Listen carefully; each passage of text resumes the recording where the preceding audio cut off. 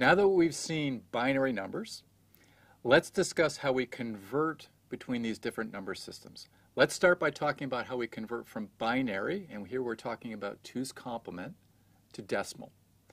The way we do this is we add powers of 2 for all of the bit positions that have a 1. Now we need to keep in mind that the leftmost bit, the most significant bit, has negative weight. We're going to do a couple of examples, and let's use this table where we have for every n, every value of n, what the value of 2 to the n is in decimal. Let's take an example where x equals 0, 1, 1, 0, 1, 0, 0, 0 in base 2. Again, what we do is we look at all of the positions where we have a 1, and remember the rightmost position has weight 2 to the 0. The next position after that has weight 2 to the 1, and so on and so forth. So the leftmost one here has weight 2 to the 6. So we write down 2 to the 6. The next position after that to the right has weight 2 to the 5th, so we add that.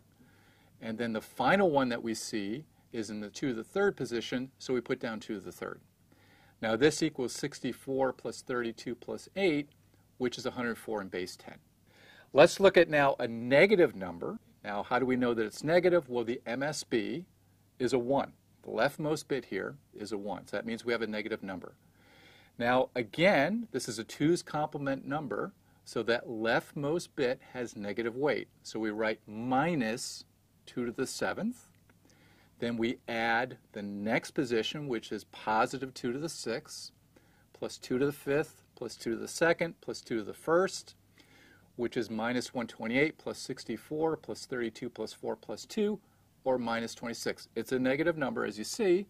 The leftmost bit is a 1, so this is minus 26 in base 10. Let's now go the other way. Let's convert from a decimal number to binary, and again we're talking about 2's complement numbers here.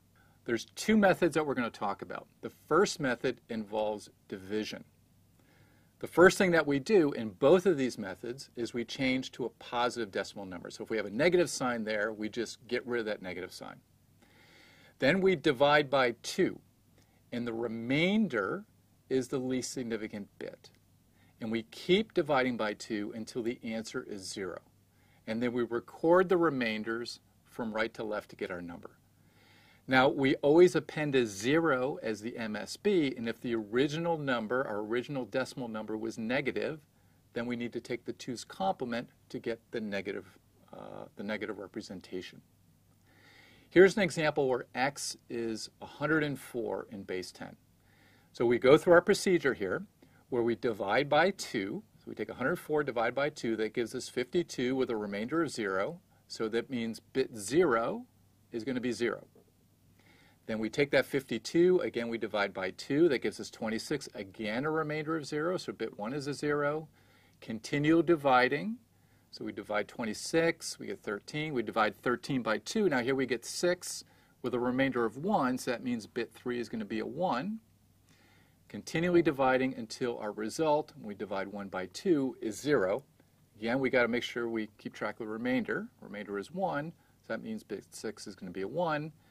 And then we append a 0 to the leftmost bit. So here's our final result, x equals 0, 1, 1, 0, 1, 0, 0, 0.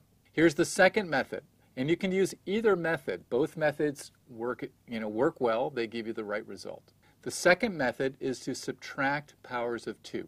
So again, just like the first method, we first start with a positive decimal number, and then we subtract the largest power of 2 that is less than or equal to the number.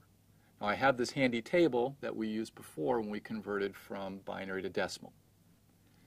Now what we do then is we put a 1 in the corresponding bit position after we do this step, and we keep subtracting these largest powers of 2 until the result is 0. Then we do the same thing. We append a 0 as the most significant bit. If the original was negative, we take the 2's complement. Here's our example of 104 base 10. The largest power of 2 that we can subtract from that is 64. Now that means that bit 6, because 2 to the 6 is 64, bit 6 is going to be a 1 in our result. Then we subtract 64 from 104, that gives us 40, and we do the same procedure. The largest power of 2 now is 32. That's 2 to the 5. So bit 5 is going to be a 1 in our result. That gives us 8 after we do that subtraction. And then the largest power of 2 that we can subtract from that is 8. And that's 2 to the 3rd. So bit 3 is going to be a 1.